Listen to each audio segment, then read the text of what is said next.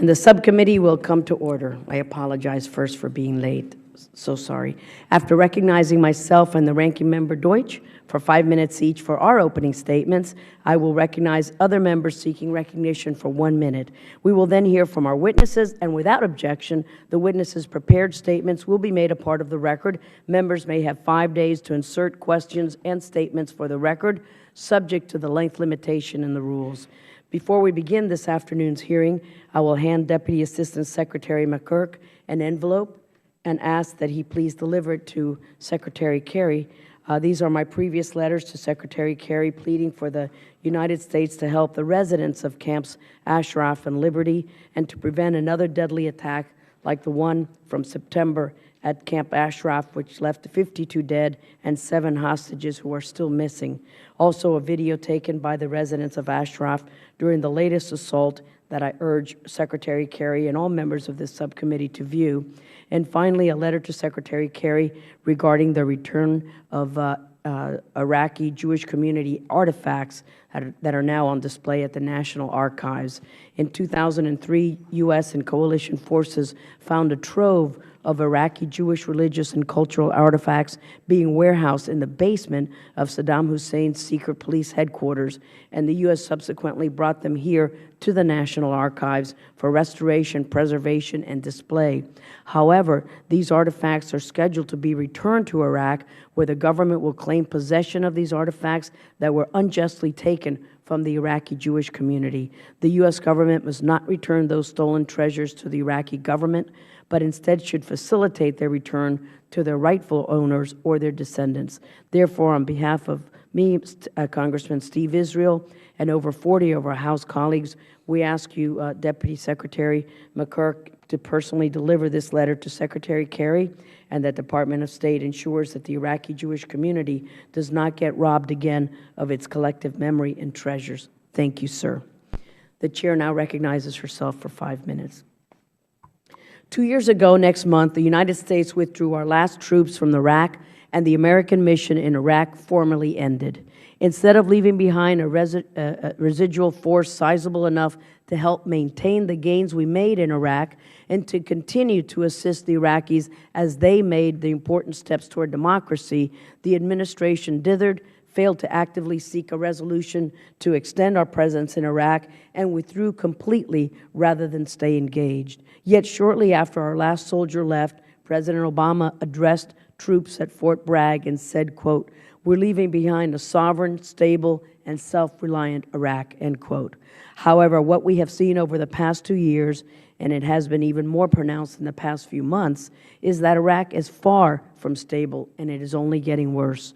Increasing sectarian violence fueled by al-Qaeda in Iraq, AQI, also known as the Islamic State of Iraq and al-Sham, is now at a level not seen since 2008 and has led to rising civilian death tolls.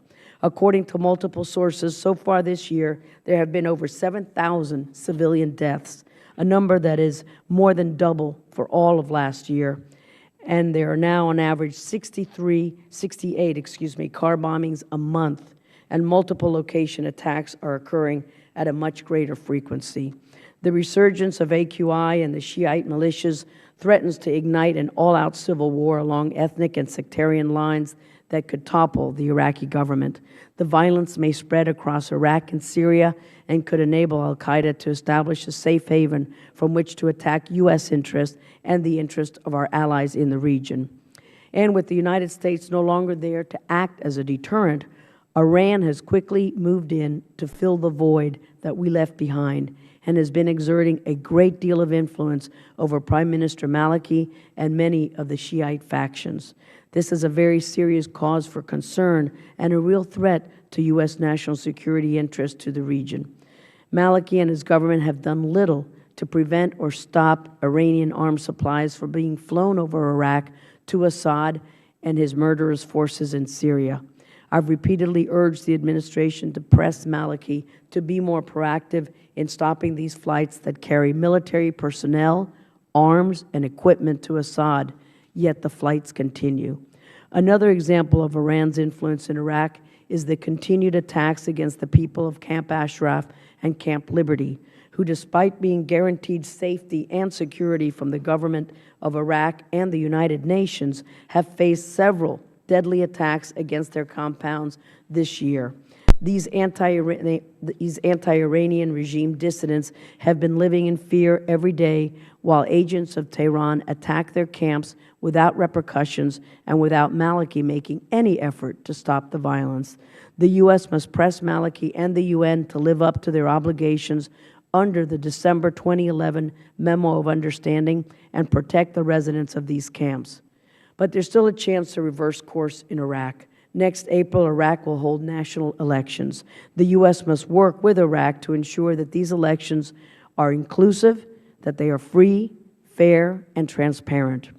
While Maliki was here to visit President Obama, he made it clear that he wants more U.S. military equipment to help fight the growing terrorist threat. The U.S. must not commit to increased security assistance until Maliki and the Iraqi government show that they are serious about combating the terrorist threat, will provide security to the Camp Ashraf and Liberty residents, and are willing to implement the reforms needed in Iraq to bring democracy and stability while also securing U.S. national security interests.